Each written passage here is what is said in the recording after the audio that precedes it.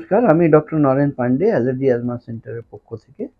আশা করি আপনারা সুস্থ আছেন, ভালো আছেন, খুশি আছেন।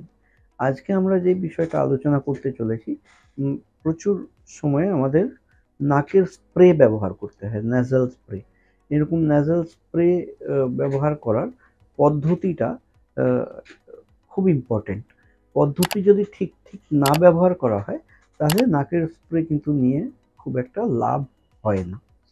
নাকের স্প্রে ব্যবহার করার এই বিষয়টাই আমরা আজকে আলোচনা করছি। আর আপনারা যারা নতুন বন্ধু, ওনাদের অনুরোধ, লাইক, সাবস্ক্রাইব অল বোতাম টিপলে প্রথমেই সমস্ত ভিডিও আপনি পাবেন। শেয়ার করতে পারেন। ভিডিও পছন্দ হলে লাস্ট একটা লাইক তো বানতা হ্যায়। আর যারা পুরনো বন্ধু লাইক, সাবস্ক্রাইব, কমেন্ট, শেয়ার করছেন, ওনাদের অশেষ ধন্যবাদ জানাই। আমরা আজকে যে আলোচনা করতে চলেছি এইরকম জিনিসগুলো আপনারা নিশ্চয়ই দেখে থাকবেন। ন্যাসাল স্প্রে, এই ন্যাসাল স্প্রে প্রচুর সময় আমাদের ব্যবহার করতে লাগে। বেশিরভাগ আমাদের লাগে অ্যালার্জিক রাইনাইটিসে। অ্যালার্জিক রাইনাইটিস মানে নাক দিয়ে প্রচুর হাঁচি পড়া, নাক দিয়ে জল পড়া, ডাক্তারবাবুরা দিয়ে থাকেন।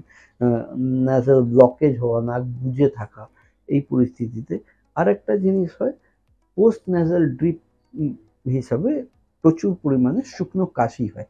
তো সেই শুকনো কাশি, পোস্ট ন্যাসাল ড্রিপের শুকনো কাশিটাকে সারানোর জন্য কিন্তু এই ন্যাসাল স্প্রের ব্যবহার প্রয়োজনে লাগে।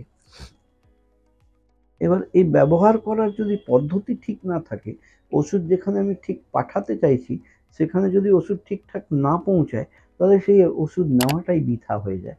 তো আমি আজকে এই পদ্ধতিটা দেখাচ্ছি। এটা এইরকম শিশি, এইরকমভাবে টিপলে কিন্তু দেখুন একটা মিস্ট, একটা স্প্রে বেরোচ্ছে। এই জিনিসটাকেই আমাদের নাকের ভেতরটা দিয়ে, একটা নাক বুঝে দিয়ে, একটা নাকের মধ্যে দিয়ে ভেতরে এরকম স্প্রে করতে হবে। স্প্রে যেই হয়ে গেল, স্প্রে হওয়ার সাথে সাথে এরকম একটা নাকে টান দিতে হবে, যাতে এই যে স্প্রে এখানে লেগেছে এই মিস্টটায় টান দিলে আমার ওই কমপ্লিট রেসপিরেটরি ট্র্যাক্টে এটা পেইন্টেড হয়ে যায়। হ্যাঁ, এইরকম জিনিস করতে হবে। একটাতে হয়ে গেল তখন আরেকটা নিতে হবে। অনেক সময় ডাক্তারবাবুরা দুপাফ করে বলেন নেওয়ার জন্য। তো অনেক মানুষ একসাথে দুপাফ নিয়ে নেন। একসাথে দুবার প্রেস করার প্রয়োজন নেই। একটা পাফ নেবেন, একদিকে নাক বন্ধ করে একটা নাকের ভেতরে ঢুকিয়ে এরকম ভেতরে স্প্রে করবেন। স্প্রে হওয়ার সাথে সাথে নাক ভেতরে টেনে নেবেন। এটা হয়ে গেল, তখন এই নাক বন্ধ করে এই নাকে দিয়ে স্প্রে দিয়ে নাক টেনে নেবেন। স্প্রে হওয়ার সাথে সাথে একটা সাইকেল যখন কমপ্লিট হয়ে গেল, 1 মিনিট কি 2 মিনিট অপেক্ষা করে আরেকবার কিন্তু নেবেন। দু পাফ মানে দুবার একসাথে টেপা নয়। এইভাবে কিন্তু ন্যাসাল স্প্রেটা নিতে হয়। এই ন্যাসাল স্প্রে নেওয়ার সময় চোখটা উপরের দিকে করে এই নাকের ভেতরে ঢুকিয়ে ভেতরে এই স্প্রে করলে টেনে নিলেন, এই নাকে ঢুকে এই স্প্রে করে টেনে নিলেন। এইভাবে কিন্তু ন্যাসাল স্প্রে নিলে কার্যকারিতা হয়।